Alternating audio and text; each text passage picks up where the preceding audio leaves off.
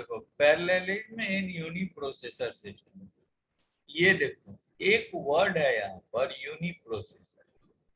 तो यूनिप्रोसेसर कहने का मतलब क्या है? यूनिप्रोसेसर कहने का मतलब क्या है? देखो एक चीज होता है यूनिप्रोसेसर और एक होता है मल्टी प्रोसेसर। तो यूनिप्रोसेसर और मल्टी प्रोसेसर में क्या अंतर है?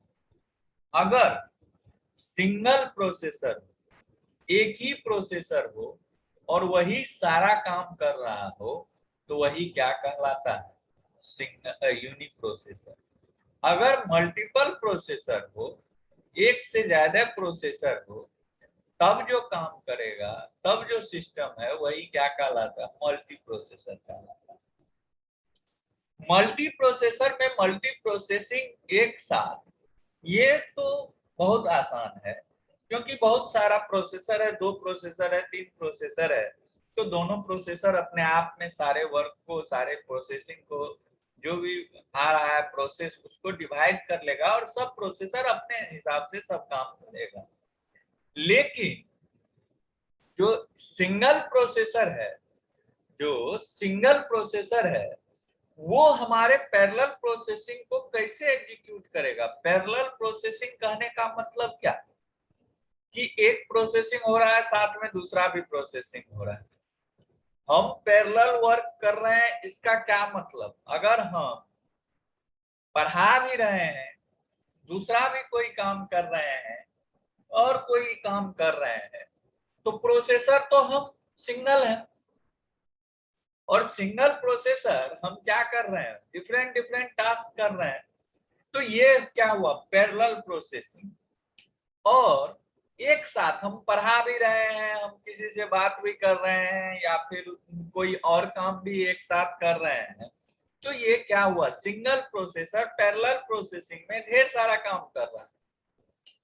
लेकिन अगर 3-4 पर्सन रहे, हम हैं, तुम में से 2-3 रहे, 4 आदमी हैं, 4 काम है या 4 से ज्यादा काम है, 4 से ज्यादा टास्क है, उसको अगर कंप्लीट करना हो, तो ये तो इजी है कि चारों पर्सन जो है सो वर्क को डिवाइड कर लिया जाएगा और मल्टी प्रोसेसिंग एक साथ, पैरेलल प्रोसेसिंग एक साथ, बहुत सारे प्रोसेस का प्रोसेसिंग संभव है।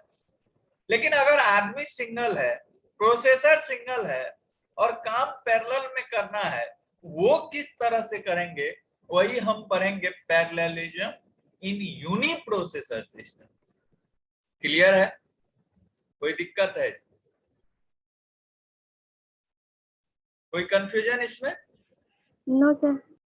अब देखो कि सबसे पहले हम ये जान लें कि इस टॉपिक के अंदर पैरेललिज्म इन यूनिप्रोसेसर सिस्टम में हमको पढ़ना क्या सब। सबसे पहले तो ये पढ़ना है कि ये यूनिप्रोसेसर जो होता है उसका आर्किटेक्चर कैसा होता है, ये कैसे अपने आप में कनेक्टेड है, और उसके बाद ये यूनिप्रोसेसर पैरेलल प्रोसेसिंग को परफॉर्म किस मैकेनिज्म के आधार पर करता है। एक ही प्रोसेसर बहुत सारे प्रोसेस को एक साथ कैसे एग्जीक्यूट करता है, वो पर। तो सबसे पहले हम जानेंगे कि यूनिप्रोसेसर आर्किटेक्चर कैसा होता है।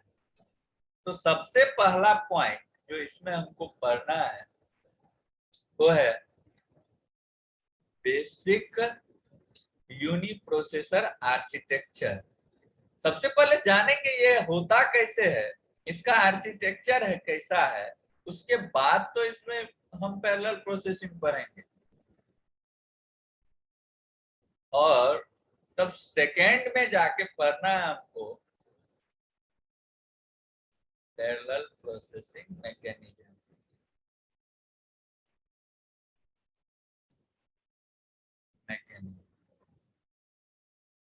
अब देखो सबसे पहला आर्किटेक्चर हम जब देखेंगे इसका, तो ये कैसा होता है?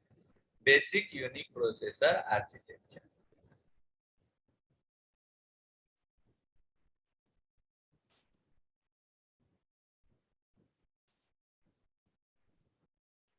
हम जानते हैं कोई भी जो आर्किटेक्चर होता है उसमें 3 कंपोनेंट होता है। एक क्या होता है सीपीयू होता है, एक क्या होता है मेन मेमोरी होता है, और एक क्या होता है इनपुट आउटपुट सिस्टम। हमारा डाटा कहाँ से आता है? इनपुट आउटपुट सिस्टम से में या तो जो है फेच होता है डाटा, या फिर उसको दिया जाता है डाटा, और वो कहाँ लोड होता है? मेमोरी में। ऐसा हम 1000 बार बता चुके हैं कि जैसे ये कोई सीपीयू है, कोई आईओ सिस्टम है, आईओ सिस्टम है, मेमोरी है। तो यदि जनरल केस में तुम देखो तो आईओ सिस्टम से मेमोरी में डाटा आता है और जाता है, और सीपीयू किससे डाटा लेता है? हमेशा except DMA, direct memory access पढ़ाया है ना जी, उसको अगर नेग्लेक्ट कर दो यहाँ पर, तो सिंपल कॉन्फ़िगरेशन ऐसा ही होता है कि इनपुट आउटपुट सिस्टम से डाटा या तो मेमोरी में जाता है, या मेमोरी से डाटा इनपुट आउटपुट सिस्टम में जाता है, और सीपीयू डाटा मेमोरी से लेता है या सीपीयू डाटा मेमोरी को देता है। ऐसा ही ना होता है। तो हमारा जो ये यूनि प्रोसेसर है, इसका आर्किटेक्चर कैसा होता है वो देखो।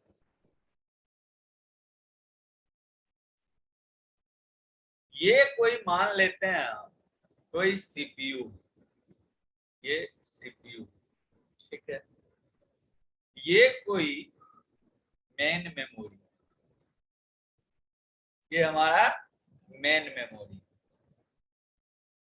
और ये हमारा आईओ सब सिस्टम, इनपुट आउटपुट सब सिस्टम।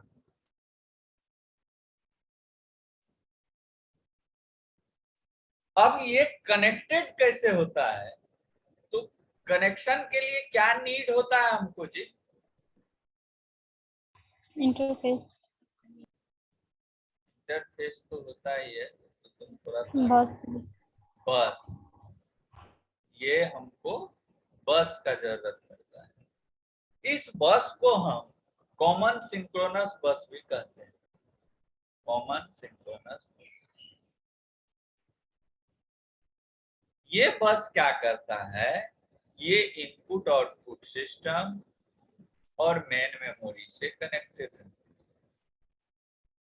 और इधर किससे कनेक्टेड रहेगा? ये सीपीयू से कनेक्टेड।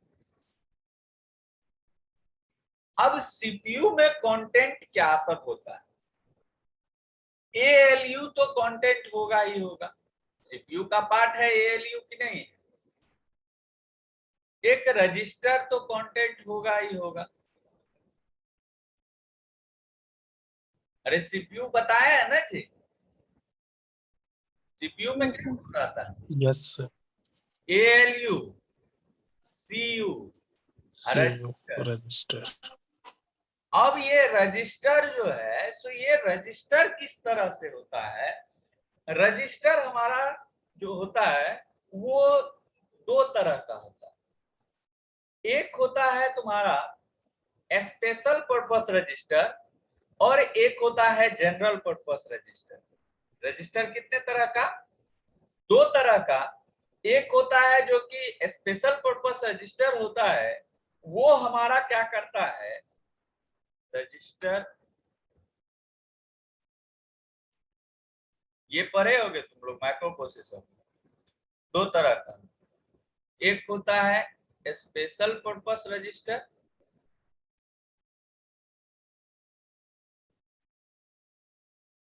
और एक होता है जनरल पर्पस रजिस्टर।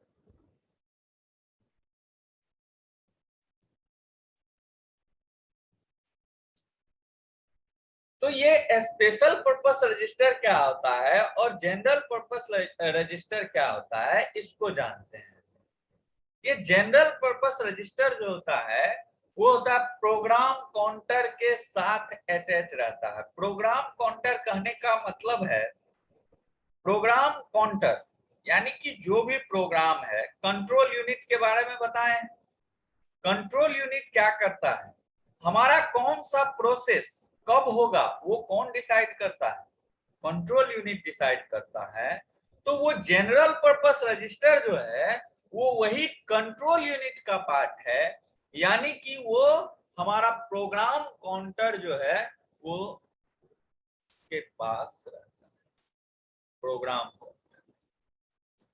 दूसरा एक स्पेशल पर्पस रजिस्टर जो है, जो कि हम यहाँ पर देख रहे हैं, वहां पर दिया हुआ है, वो जो रजिस्टर हम लिखे हैं, ये स्पेशल पर्पस रजिस्टर क्या करता है कि सीपीयू किस स्टेट में है, वर्किंग स्टेट में है, स्टॉप स्टेट में है, इनपुट आउटपुट स्टेट में है, सीपीयू किस स्टेट में है वो कौन करता है, वो हमारा ये रजिस्टर ही, स्पेशल पर्पस रजिस्टर ही डिसाइड करता है और स्टोर करके रखता है हमारे सीपीयू के स्टेट को। और तब प्रोग्राम काउंटर डिसाइड करता है कि अब हमको क्या करना है, अब हमको क्या करना है। अगर सीपीयू वेट स्टेट में है तो हमारा प्रोग्राम काउंटर क्या करेगा, उसको नेक्स्ट इंस्ट्रक्शन देगा कि नहीं देगा, बिल्कुल नेक्स्ट इंस्ट्रक्शन उसको देगा।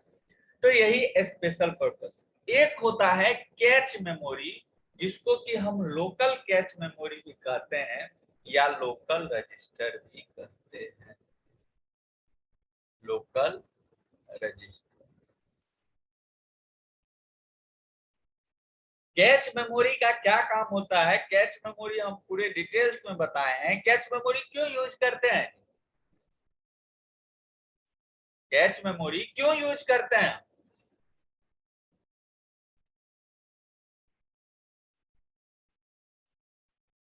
थ्योरी में लिखना सकते हैं।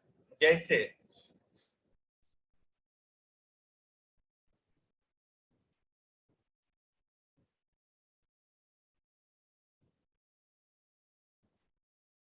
N uniprocessor, an uniprocessor computer consists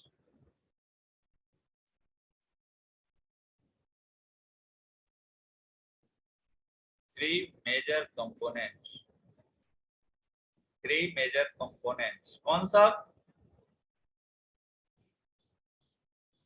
कौन सा तीन कंपोनेंट्स रखता है,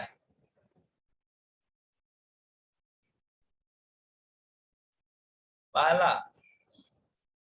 सेंट्रल प्रोसेसिंग यूनिट यानी कि सीपीयू, सेंट्रल प्रोसेसिंग यूनिट यानी कि सीपीयू। अब ये सीपीयू क्या करता है, सीपीयू में क्या सब रहता है, एक रहता है general purpose register, general purpose register. ये जनरल पर्पस रजिस्टर क्या करता है जी, किसके साथ रहता है, along with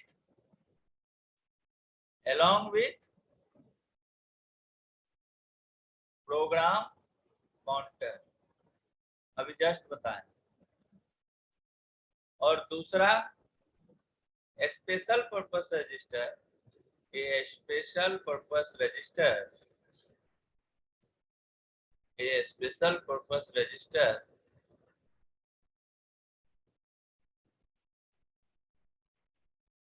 ये क्या करता है, सीपीयू स्टेटस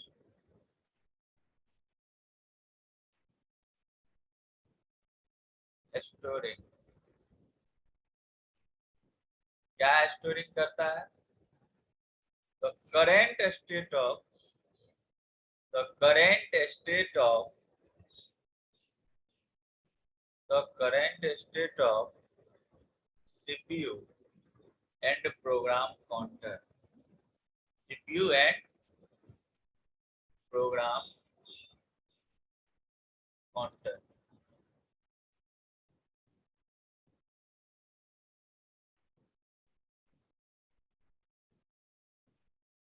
और एक क्या होता है, अर्थमेटिक एंड लॉजिक यूनिट।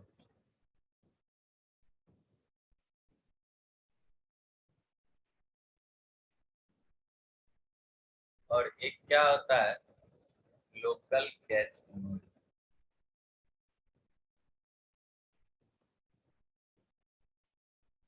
और दूसरा क्या है, मेन मेमोरी, और तीसरा क्या है, इनपुट आउटपुट सबसिस्टम। और ये सारा का सारा अटैच किसके थ्रू रहता है, किसके थ्रू अटैच रहता है? बस के थ्रू अटैच रहता है। बिल्कुल सही, बस के थ्रू। यानी कि there is a common synchronous bus, common synchronous bus architecture for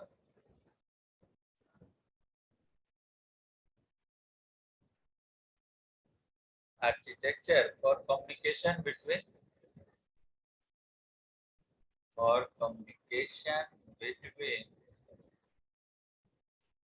all their components, all three components।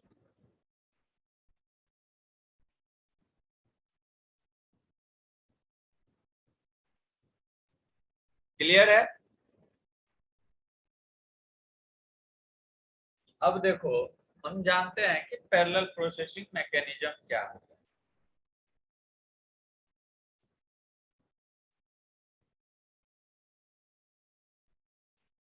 जो पैरेलल प्रोसेसिंग जो है वो होता किस तरह से है, काम कैसे करता है, इसमें किसमें, तो यूनि प्रोसेसर, उसके बारे में जानते हैं।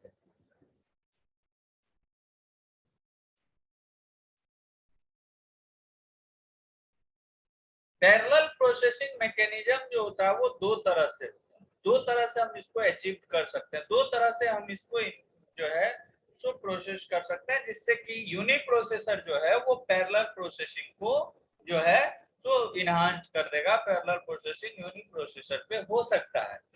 वो है एक हार्डवेयर मेथड और एक सॉफ्टवेयर मेथड। आखिर हार्डवेयर मेथड क्या है और सॉफ्टवेयर मेथड क्या है?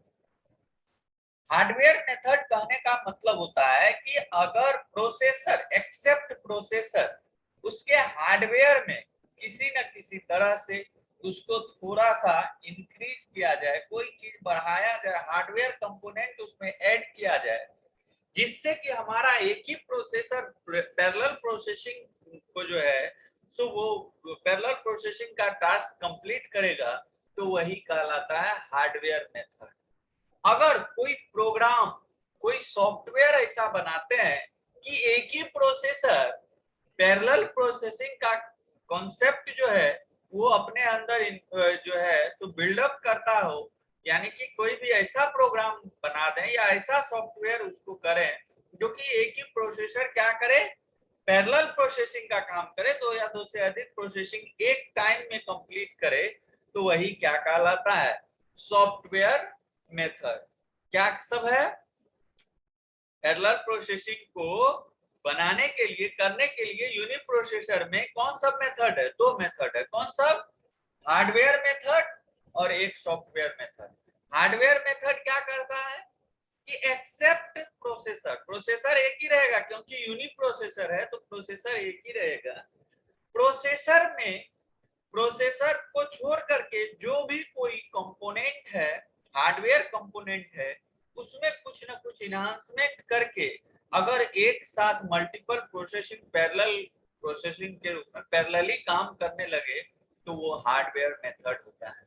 और सॉफ्टवेयर मेथड, अगर किसी भी सॉफ्टवेयर को, प्रोग्राम को इस तरह से अरेंज किया जाए कि एक साथ दो काम सीपीयू में हो रहा हो, पैरेलल प्रोसेसिंग हो रहा हो हमारा, वही कहलाता है software method.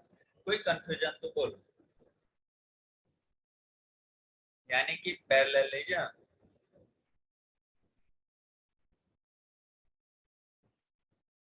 Can be achieved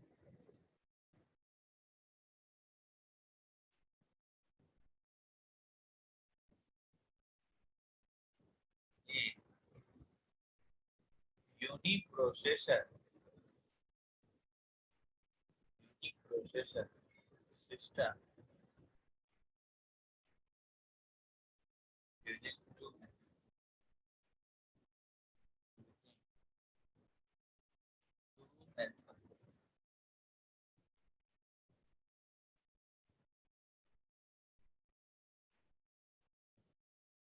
कौन सा मेथड?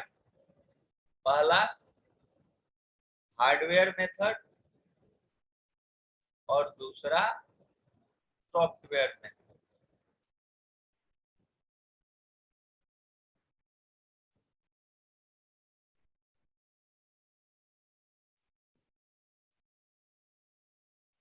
हार्डवेयर मेथड किससे होगा कि सीपीयू प्रोसेसर को छोड़ करके कोई भी हार्डवेयर में थोड़ा सा एनहांसमेंट करके, कोई हार्डवेयर बढ़ा करके जब अगर पैरेलल प्रोसेसिंग हो जाए तो वही हार्डवेयर मेथड कहलाएगा, और किसी सॉफ्टवेयर में एनहांसमेंट करके पैरेलल प्रोसेसिंग डेवलप हो जाए तो वही सॉफ्टवेयर मेथड कहलाएगा।